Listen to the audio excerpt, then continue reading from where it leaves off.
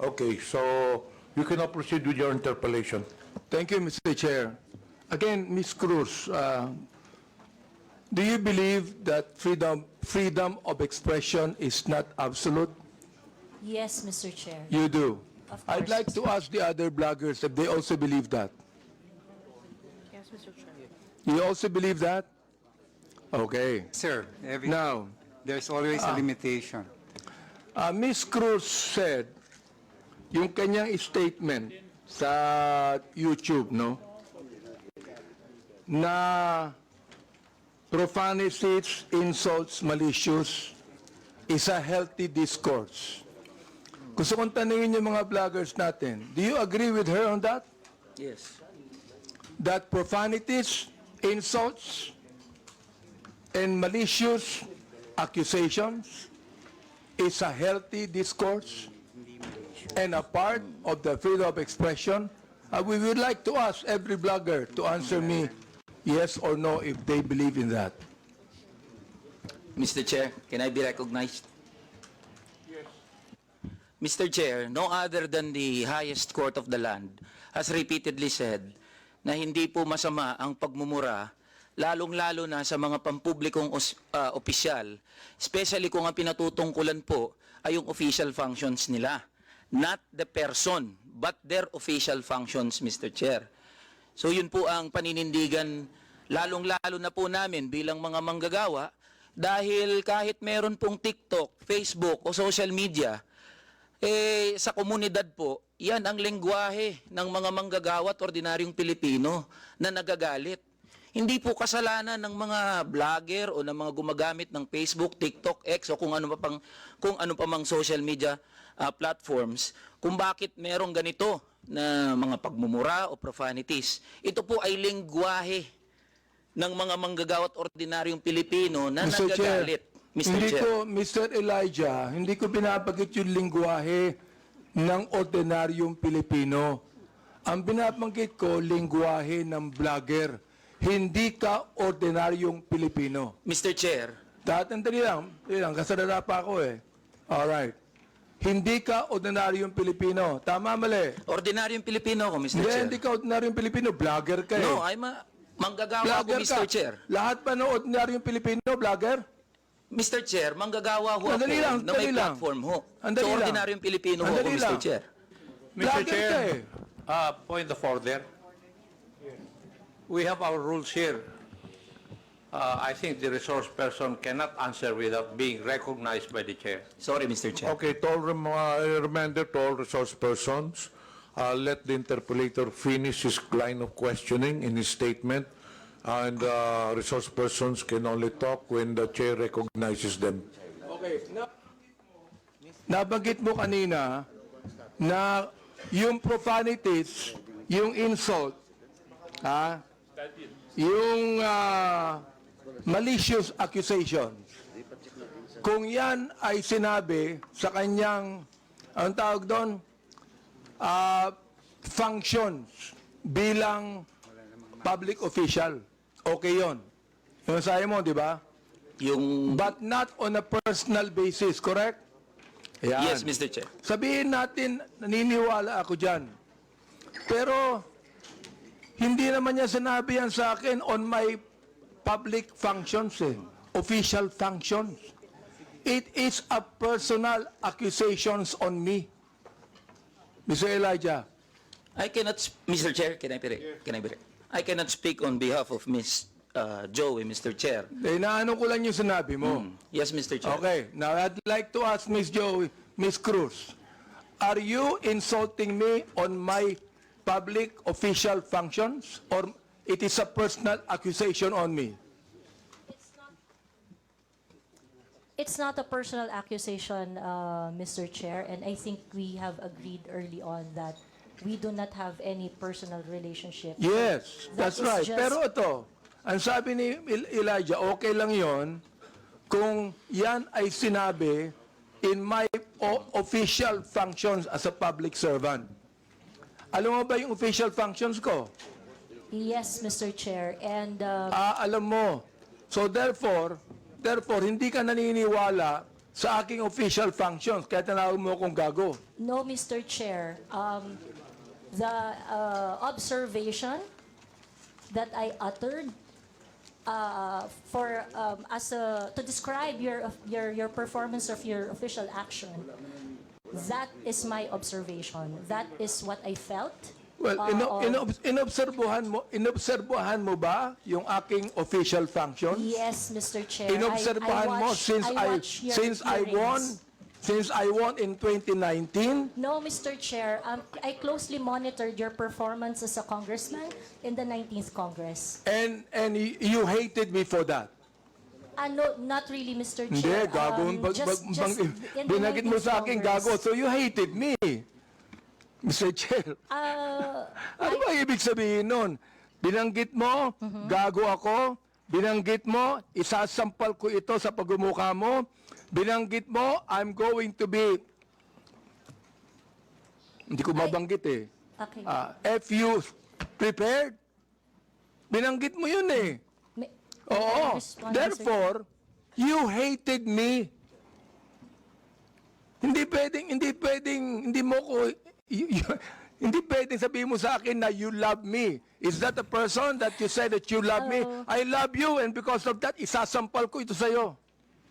May I respond, Mr. Chair? Yeah, go ahead. Sige, Okay. Mr. Chair, go ahead, respond. At the very most, I do not like your performance as a member of the 19th Congress. But hate is such a powerful word because we established earlier that we do not have any personal relationship or any Kaya nga, Mr. Chair, relation. binanggit mo yung human rights. Yes, Binanggit mo Mr. yan kanina, Chair. di ba? Correct, Mr. Therefore, Chair. Mr. Chair, you violated my human rights. Why? Because when you said those profanities, those insults, yung gago, yung isasampol ko ito sa pagbubukha mo, you violated my human rights. You did. May I respond, Mr. Oh, Chair? teka, Mr. Chair, hindi ako nagagalit sa'yo. Okay? At wala akong pakialam sa'yo. Kahit na anong sabihin mo, okay lang sa akin. Alright? Pero itong ating pinag-uusapan ngayon, merong kinalaman sa mga legislation na aming gagawin later on. That is why I am asking you right now. Sapagkat napakahalaga nito. Kapag binabanggit mo, if you're saying that using profanities, insults, and malicious accusations online represent fair and respectful discourse and a healthy discourse, therefore you're telling us that the freedom of expression is absolute.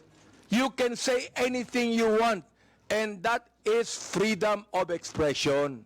Yun ang sinasabi ko, Mr. Chair. May I respond, Mr. Sapagkat, Chair? pag binanggit mo, if you said that freedom of expression is not absolute, therefore, there are certain things that you cannot say. Yun ang ibig sabihin nung freedom of expression is not absolute. May limitation yun. Di ba? Oh. Go ahead. You can answer now. Okay, thank you very much, Mr. Chair. Mr. Chair, in the universal thoughts and ideas, there would always be a limitation. The freedom of speech is not absolute. And the limitation of freedom of speech is well defined.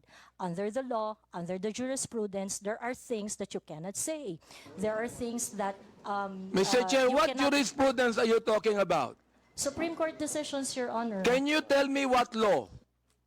Example of law that limits your Yes. freedom of expression. For Can you example, tell me the Mr. Chair, jurisprudence? Yes, Mr. Chair. For example, Mr. Chair, there is, I cannot specify the specific law, Mr. Chair. There but is a law what on libel. Yeah, law There on is a libel. law on slander. there is Is it a okay- law. Is it okay, Mr. Chair, if I give my example?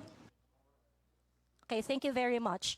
One example, and I think this example is very demonstrative, is very illustrative of the limitation of freedom of speech.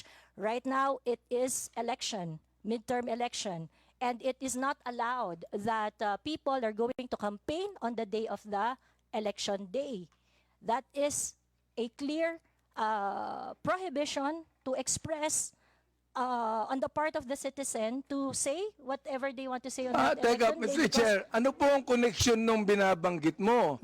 I'm asking you about the jurisprudence. I just told you that there is a law against on libel, on cybercrime. What you said today is libelous. What you said here is libelous. Why? Mr. Because Chair. there is a malicious intent.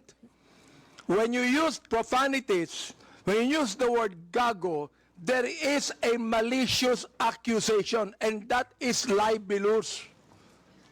Mr. Chair, if Oh. if that is your assessment of And that kind of listen, statement, you not will only have your libelous, Mr. Chair, sandali lang ha, not only libelous, ha, that is also unjust vexation on my part. May I respond, Mr. Chair? Go ahead. Okay, Mr. Chair, if you think that you are violated by my exercise of my freedom, you would have your right and No, way no, in court Mr. Chair, so that don't so worry. that the maliciousness of Mr. that Chair, statement don't can be worry. I'm sorted not out going with the to charge you proper in court. authority. Don't worry. I'm not going to charge you. If I charge you in court, matatalo ka eh. Pero hindi. Oo. Unjust vexation to. Alam niyo ba yon? Are you a lawyer or not? I am not a lawyer, So Mr. therefore, Chair. you should know this. The thing is this, pero wag kang mag-alala. Hindi ako magdidemanda sa'yo. Do you know why? You're not important to me. Alright? Ang dahilan lamang, kaya natin ginagawa ito, para magkaroon kami ng idea kung anong legislation ang nais naming gawin. Pero ikaw, you are not important to me. Alright? Oo. Thank you, Mr. Chair. Yan. Kaya, huwag kang mag-alala. Hindi ako kailanman magdidemanda sa'yo. Alright? Oh. Tumatawa ka pa eh. Thank you, Mr. Chair. Natatawa ka sa akin eh. No, Mr. Chair, Oo. I am expressing my gratitude, Mr. Chair. Ganun ba? Mr. Chair, tumatawa ka and you're expressing your gratitude by your sarcastic laughter? I am not laughing, Mr. Chair. It's just a natural smile, Mr. So Chair. gusto kong tanungin po, itong ating vloggers na ito, kayo po mga vlogger natin, do you agree with what Miss Joey Cruz said? Every one of you could be able to answer, if you agree. I have a lawyer there, Attorney Trixie.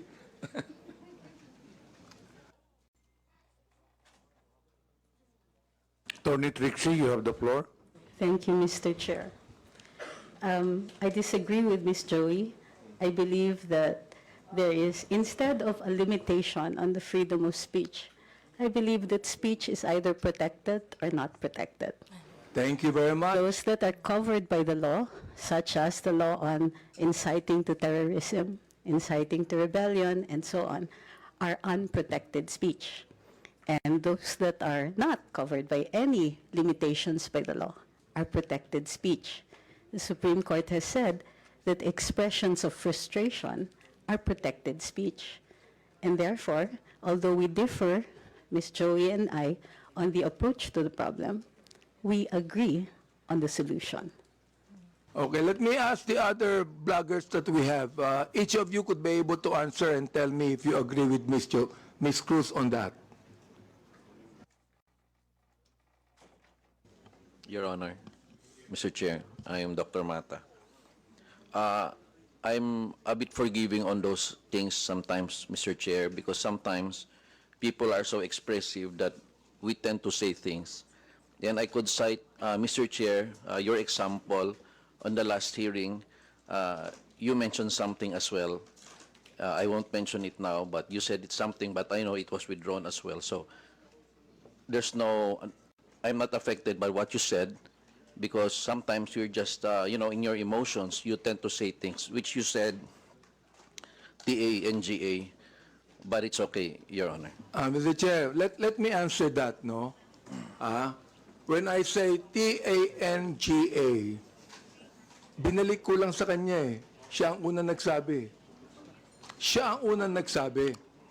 para bang pinukulo ka ng balisong, nasa lubo yung balisong, binalik mo sa kanya. Kaya ako binanggit, hindi ako ang unang nagsabi. Ang unang nagsabi, yung vlogger mismo, ibinalik ko lamang sa kanya. Oh, ngayon, ako ang masama. Samantalang yung vlogger na nagsabing tanga ang gobyerno, hindi masama. Nung ako ang nagsabing tanga, ako naman ngayon na masama. Ano ba talaga, Mr. Chair? Yes, thank you for your explanation on that, Mr. Chair. Mr. Chair.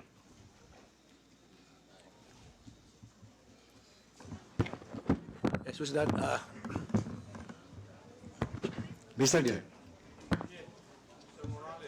Mr. Morales, please proceed. Yes, sir. Doon sa kaya Miss Joey Cruz, ang ano ko lang, bilang isang dating tauhan ng gobyerno, wag lang sana tayong magpakita ng anumang kagaspangan para hindi tayo napapansin ng publiko. Yun lang po.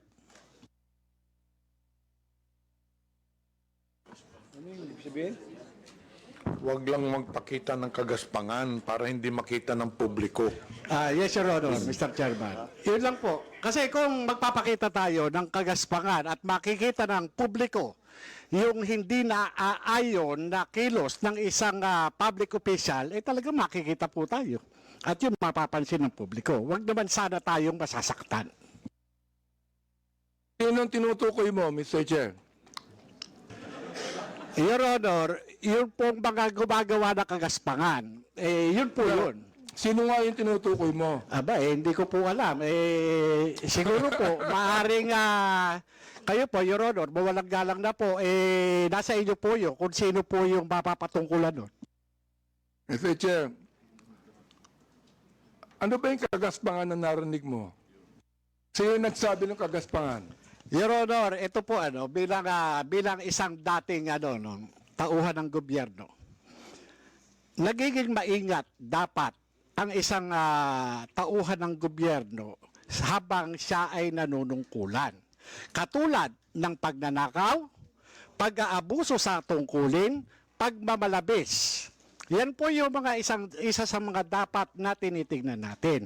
At kung tayo man ay tauhan ng gobyerno, dapat ginagampanan natin ng buong husay, buong giting, tulad ng mga alagad ng batas na handang ialay ang sarili niyang buhay para lamang doon sa sinumpaang tungkulin. Mr. Chairman, Your Mr. Honor. Chair, tama yung binanggit ni Mr. Morales tama Pero ang tinatanong ko sa iyo, nag-a-agree ka ba sa sinabi ni Miss Cruz? Saang particular, Your Honor, Mr. Chairman po?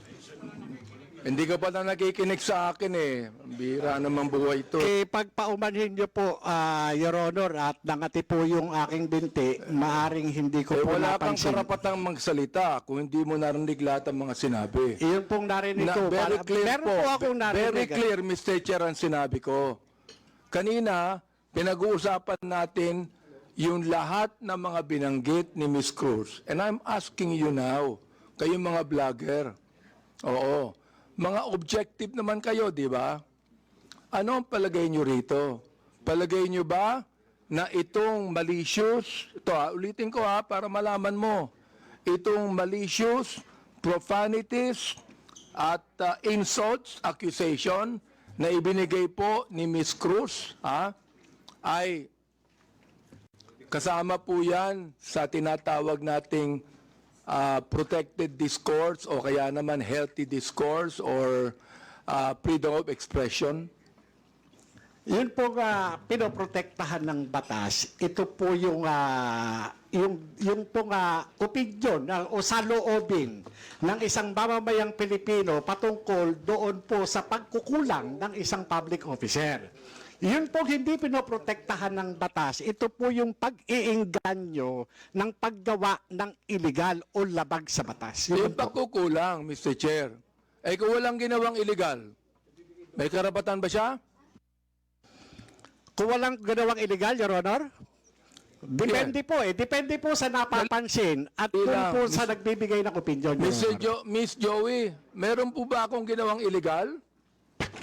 Meron po ba? Nothing that I said in my Yun, mouth. wala akong ginawang illegal. Meron ba akong ginawang immoral? There are things that I may not agree. You because may of not agree, differences. that's fine Yeah, with me. Yeah. Pero ang tinatanong ko, meron ba akong ginawang immoral? Oh, Differences I in agree values, that there Your are some Honor. things that you Differences do in- not agree. Okay lang yun sa Differences in akin. values, Your Honor. Di ba? Pero wala akong ginawang immoral o illegal. You said that yourself. So therefore, anong ibig sabihin ng profanities, insults, and malicious accusations you gave to me? Yun ang tinatanong ko. Ha? May I answer, Your Yes, Honor? go ahead. Okay. First of all, Your Honor, I would just like to take exception once again that I never agreed to anything, any statement that is malicious as part of freedom of speech. It's not. What I said are not malicious. Those are observation on my end, and the profanity is part of part of my expression of discontentment, disgust, because my expectation for a public officer is Therefore, not met. Mr. Chair, when you're saying that a public official who is not doing anything illegal or immoral, and you said something malicious, insult and profanities, Again, that is your observation. And you have the right to say that. Again, Mr. Chair, I am taking exception on the malicious statement. My statements are not malicious because my statements are always pertaining to the exercise of the public duty of the officer I am responding to. So or therefore, when you reacting said to. gago, that is not malicious. That is not malicious, Mr. Chair. Ah, okay. That is not malicious, ha? Yes, Mr. Chair. Oo. Pero ako, Miss Cruz, kahit kailan, hindi naman kita kilala, hindi ko alam ang ginagawa mo, wala akong karapatang tawagin kitang gago. And I respect your opinion, Mr. Chair. Not my opinion. That is my belief. I Iba yung respect your opinion, belief, Mr. iba Chair. yung belief.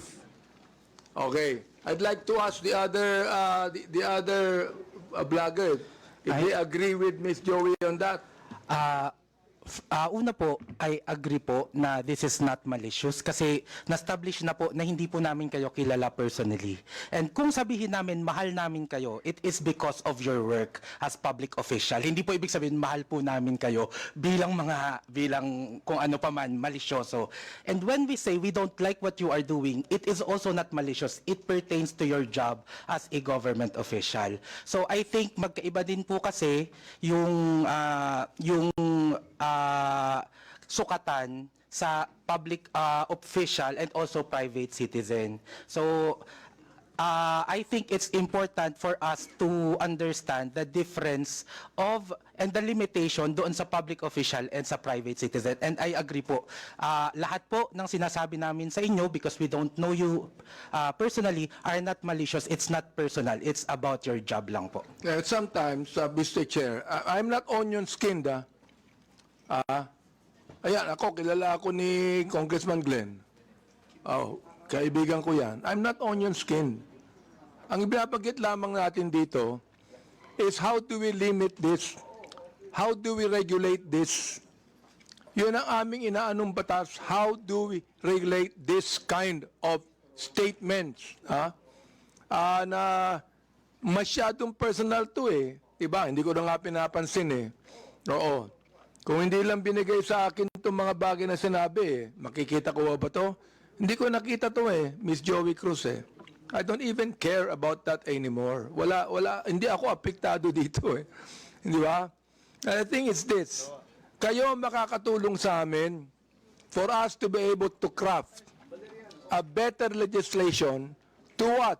To tell you that the freedom of expression is not absolute. Yun ang nais naming sabihin dito. Oh. So, Yung the rest of the vloggers, if, yes, Attorney Glenn, go ahead. Thank you, Mr. Chair. While we recognize the plenary power of this Congress to enact legislation to limit freedom of speech or expression, I would just like also to exhort the members of Congress, the honorable members of Congress, to remember that the exercise of free speech, public officials should not be onion-skinned. I know hindi po kayo onion-skinned, Congressman, Honorable Abante. Public officials should not be onion-skinned, and that free speech serves as a scalpel that removes the abscesses of officialdom. I quote the jurisprudence. It's a landmark decision of the Supreme Court. So we have to make a tight balance between limiting the freedom of speech and, of course, when it comes to public acts of public officials. Yun lang po, Mr. Chair. May we hear the others, Mr. Chair? Go ahead. Yes, Mr. That Chair. handsome man right there. Ako po, Mr. Chair. May I be recognized po? Mr. Chair, sundan ko lang po yung binanggit po ni Attorney Trixie about protected speech. I don't know the specifics of what Ms. Joey said. Be that as it may, Mr. Chair, kung yung pong mga binanggit niya ay nakapatungkol po sa official function, then it is warranted. If it pertains to the personal po na buhay, then it is unwarranted. Naiintindihan po namin yung predicament, Mr. Chair, ng mga congressman natin, ng mga public official natin na talagang nasa scrutiny ng taong bayan.